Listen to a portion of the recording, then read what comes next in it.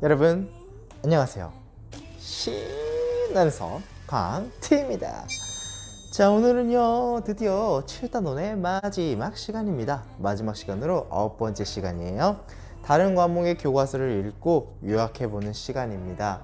교과서는 269쪽부터 271쪽까지 나갈 예정이에요. 오늘의 목차입니다. 오늘은 교과서를 읽고 교과서 요약하는 거, 이렇게 두 가지예요. 금방 끝나겠죠? 어차피 1시간짜리니까요. 갈게요. 첫 번째, 교과서 읽기입니다. 선생님이 교과서를 준비했어요. 무슨 과목이냐고요? 바로 사회교과서입니다. 여기서는 사회나 과학이지만 선생님은 사회교과서로 준비했어요. 여러분들 직접 보고 오세요 라고 하고 싶지만 선생님이 따로 준비했습니다. 선생님이 준비한 거 같이 한번 볼게요. 뿅뿅뿅. 사회교과서 55에서 58쪽. 조선의 건국과정을 알아봅시다. 고려말 연인 외적의 침입과 권문서족의 횡포로 나라 안팎이 매우 혼란스러웠다. 이때 신진사대부들 중 일부는 홍건정과 왜구를 침입을 물리치며 성장한 신흥부인 세력과 손잡고 고려 사회의 문제를 해결하고자 했다.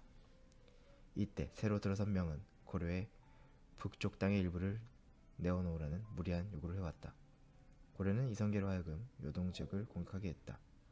이성계는 요동으로 가는 도중 위화도에서 군대를 회대돌려 반대 세력을 몰아내고 권력을 잡은 후 여러가지 제도를 고쳐 사회를 개혁하고자 했다. 하지만 신진사대부마다 고려 말의 어지러운 상황을 해결하고자 하는 방법이 달랐다. 그중 정몽주는 고려를 유지하면서 개혁하려고 했고, 정도전은 고려를 대신해 이성계를 중심으로 새로운 왕조를 세우고자 했다.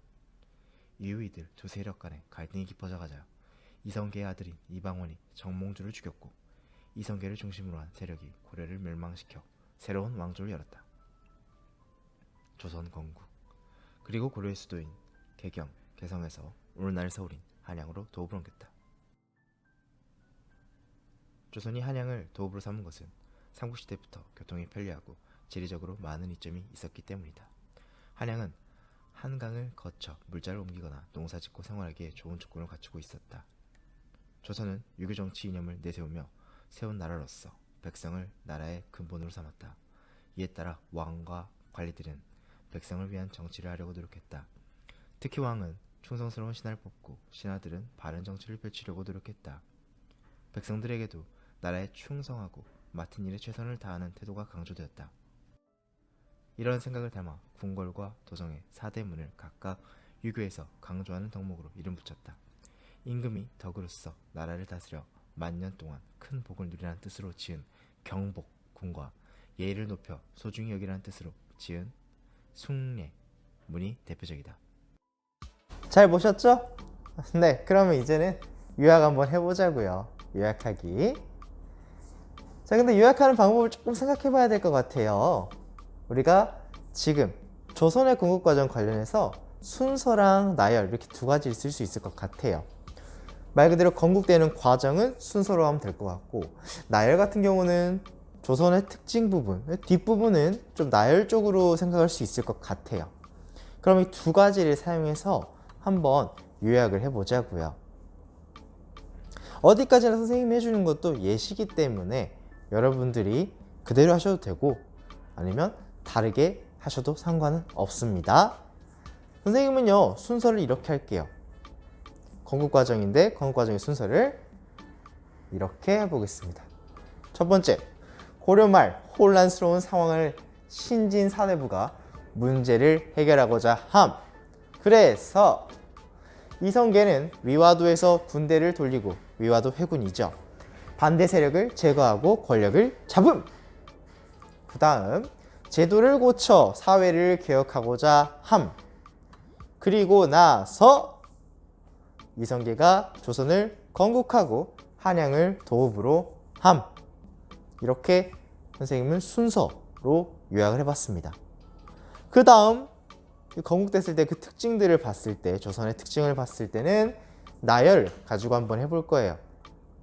나열에서 일단 조선의 특징, 그리고 한양을 도움으로 삼고 유교 정치 이념을 세웠고 궁궐과 사대문에 유교 덕목을 붙였다 해서 이렇게 쫙쫙쫙 짜볼 거고요.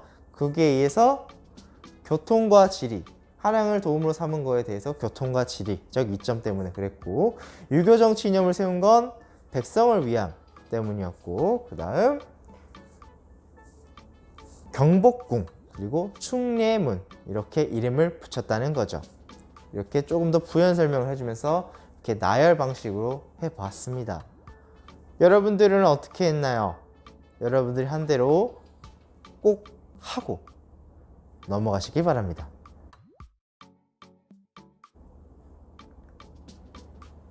자, 그 다음에 이어서 이제 원래 요약하는 거 이어 말하기 놀이를 해봐야 되는데 그건 조금 어려울 것 같아요. 그래서 그냥 바로 신문기사로 넘어갈게요.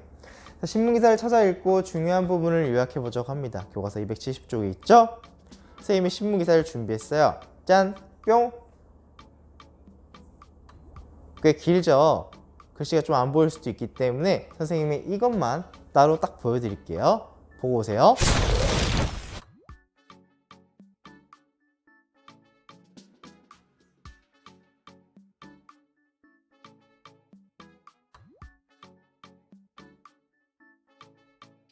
잘 보고 오셨죠?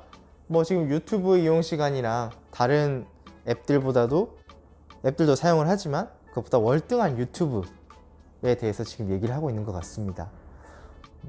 요약 꼭 하시고요. 선생님은 뭐 예시는 보여주지 않겠습니다. 그냥 여러분들이 요약하고 넘어가도록 할게요.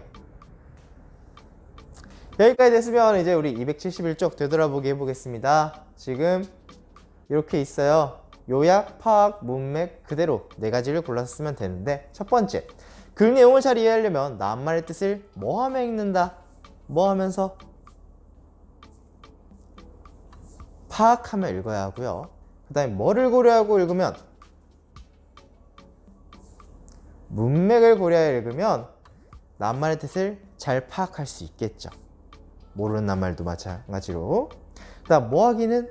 글에 있는 중요한 정보를 간추린 활동이다. 이게 뭐였죠? 우리 계속 했던 거 바로 요약이고요. 글을 요약할 때는 글의 내용을 어떻게 그대로 옮기는 게 아닙니다. 내 말로 바꾸어서 간추려서 쓰는 거죠. 아시겠죠? 자, 이렇게 해서 우리가 이제 7단원이 끝났어요. 다음 국어 8단원 마지막 단원에서 우리 보도록 하자고요. 너무 지금 7단원 너무너무 고생하셨습니다. 글들이 많았고 여러분들이 뭐 쓰는 것도 많았는데요.